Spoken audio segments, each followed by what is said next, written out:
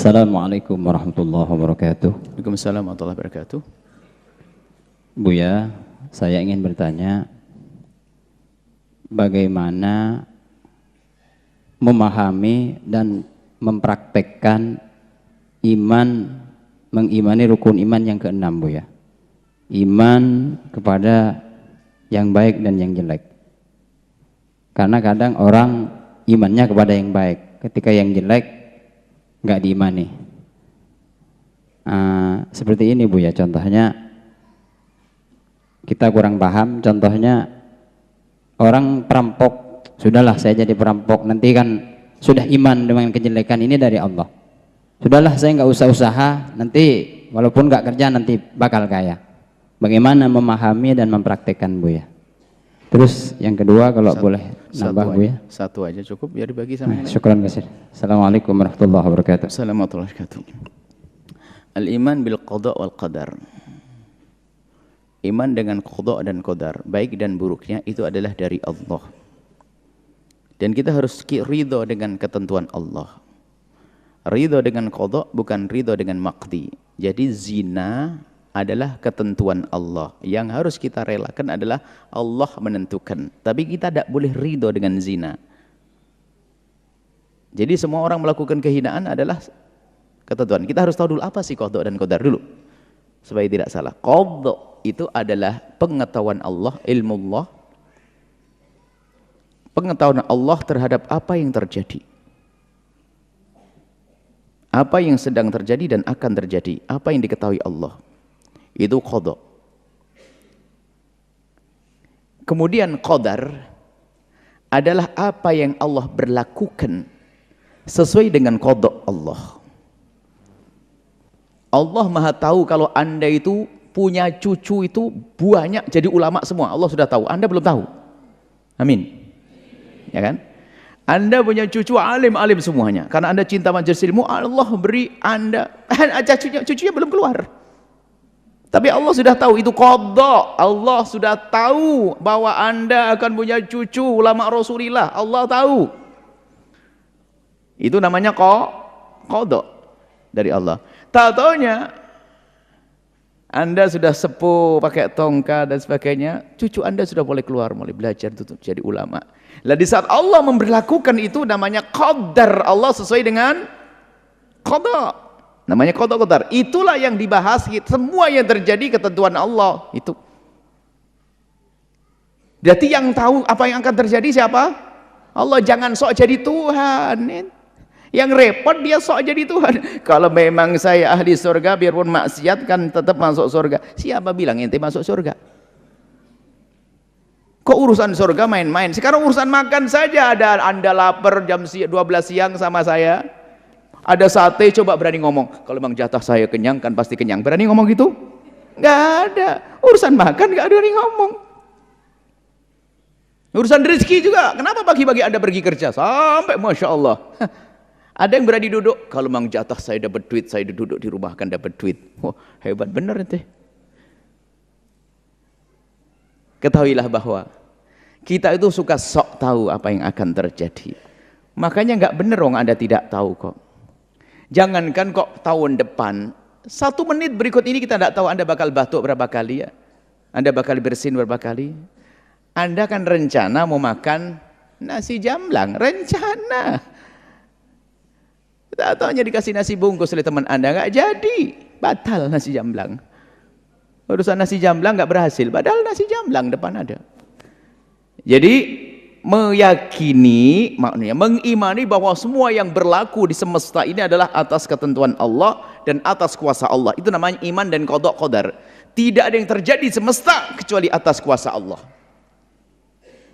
Ada orang bermaksiat atas kuasa Allah. Ada orang melakukan zina atas kuasa Allah.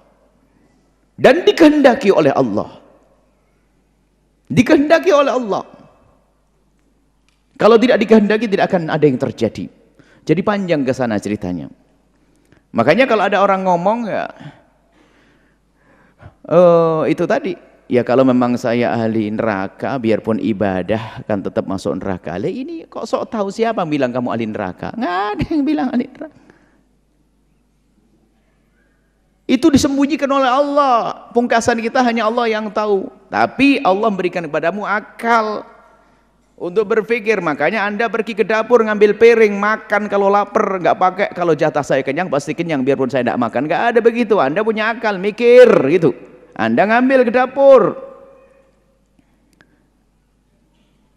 Biarpun orang tersebut memang dapur belum tentu sudah nasi siap, ikan daging siap, belum tentu makan, keselak sendok, masuk rumah sakit nggak cari makan. Ayo, Allah tahu itu. Maka gunakan akal sehatmu. Contoh, kanan ke sumber, kiri ke Kali Tanjung. Ada berita bohong. Seandainya ini berita benar, bahwasanya ada ibu yang bernama siapa atau bapak nama siapa dapat hadiah habis majelis ini, dapat hadiah 10 juta di sumber. Di sumber 10 juta, beneran nih. Bapak mikir sumber mana, tahu sumber ke arah kanan. Kira-kira Anda yang pakai otak berpikir tuh ngambil 10 dan jangan terlambat ya, jam 10 angus loh ya. Ya, Anda ngambil kok angkot, motor, pokoknya cepet jangan sampai angus. Kalau ke kanan ke sumber, duitnya di sumber, ke kiri ke Kali Tanjung, Anda kemana kira-kira? Mikir yang sehat. Kanan pasti, karena duitnya ada di sumber, belok kanan. Ada enggak kira-kira yang paling cerdas selalu berkata, saya akan belok kiri, kalau jatah saya dapat duit pasti nyampe ke tangan saya. Oh, Anda gila. Biarpun yang ke sumber belum tuh nyampe, bannya kempes di situ atau tabrakan jeder, nggak nyampe ke sumber. Mungkin nggak? Tapi nggak tahu kalau bakal tabrakan, kalau tahu bakal berangkat, nggak tahu. Maka jangan sok tahu, jalani saja sesuai dengan sunnatullah, aturan Allah jalani. Makanya surga itu di sana. Maka jalannya ini, sholat ibadah. Wong, loh kalau saya jatahnya masuk surga akan masuk surga. Lewat jalur kiri, zina, mabuk. Anda ini sama ngambil duit, mestinya ke sumber belok kanan, belok kiri, gila. Begitu loh, gambarannya begitu. Lah iya, di mata Allah memang betul. Yang belok kiri, yang gila tadi, benar dapat duit ternyata. Kenapa? Gila itu sampai di pom bensin ketemu temennya, temen akrab lama. Lu mau kemana? Oh, ini orang Betawi dia. Mau ke sumber. Lah kok gini? Ya iseng aja. Ayo ikut, kebetulan sekali makan baru. Oh ikut, ke bawah ke sumber. Padahal belok kiri salah. Artinya bisa saja orang jalannya jalan maksiat, tapi akhirnya tobat. Oleh Allah dibimbing. Cuman siapa yang ngira kalau bakal ketemu temannya di pom bensin tadi? Jadi Anda jangan sok tahu di esok hari, karena Anda tidak tahu, jalani apa yang ada di hadapan Anda dengan akal dan syariat. Maka aku harus sholat dan sebagainya. Apakah semua yang melakukan sholat itu langsung sampai surga? Belum tentu. Kalau tidak tulus namanya su'ul khatimah. Semoga kita ahli ikhlas semuanya. Jadi seperti itu. Jadi maksudnya ridho dengan ketentuan Allah. Apa yang terjadi harus kita kembali dari Allah. Seorang melakukan zina dari Allah. Yang nggak boleh mengatakan, yang nggak boleh itu mengatakan bahwasanya ya yang menjadikan saya zina karena Allah. Masalah kehendak ini panjang sebenarnya. Masalah kehendak. Jadi orang melakukan zina adalah kehendak Allah. Kalau Allah tidak menghendaki dia berzina, tidak akan terjadi perzinahan. Wah, mungkin loh, itu kan kehendak Allah, kenapa saya dihukum? Kehendak Allah benar, tapi kehendak Allah, Allah menghendakimu berkehendak. Ini kalimat sederhana tapi harus difahami. Allah menghendakimu berkehendak, maka engkau berkehendak. Maka seorang hamba yang melakukan kemaksiatan tanpa kehendaknya nggak dosa. Naik motor nabrak nggak sengaja, dosa nggak? Enggak dosa. Naudzubillah, wanita diperkosa dosa tidak? Tidak dosa, karena bukan kehendaknya. Tapi dia berkehendak. Bagaimana? Kenapa kok saya atau orang itu atau siapapun? Kenapa hamba tersebut berkehendak? Karena Allah menghendakinya berkehendak, maka dia berkehendak. Kalau Allah tidak menghendaki Anda berkehendak, biarpun itu sate enak, hobi Anda makan sate, tapi Allah mencabut kehendak, nggak enak makan. Pernah? Jadi ini yang pembahasan. Jadi kehendaknya seorang hamba karena dikehendaki oleh Allah. Kalau sudah kehendak itu dicabut, maka tidak akan punya kehendak. Maka di saat Allah menghendaki Anda berkehendak, maka berkehendaklah seorang hamba melakukan kebaikan. Naudzubillah, si fulan berzina dengan kehendaknya. Dengan kehendaknya. Maka kalau zina diperkosa nggak dosa. Membunuh tidak sengaja nggak dosa karena di luar kehendaknya. Jadi kehendakmu itulah yang akan ditanya. Makanya orang gila nggak dosa dia. Maka kalau pengen Anda tidak dosa, jadilah jadi gila, sepakat lagi, mau semuanya lagi. Jadi itulah ya, seperti itu. Jadi semoga Allah memberikan pemahaman tentang qada. Jadi harus kita yakini semua yang terjadi semesta ini adalah diberlakukan oleh Allah Subhanahu wa taala. Apapun hitam putih, merah putih, gunung, baik buruk diberlakukan oleh Allah. Ini masalah kejadiannya. Adapun apakah kita harus ridho dengan qada Allah? Kita harus ridho, artinya nggak boleh protes. Ya Allah, kenapa kau jadikan begitu? Nggak boleh. Karena orang melakukan begitu sudah diberi kehendak oleh Allah.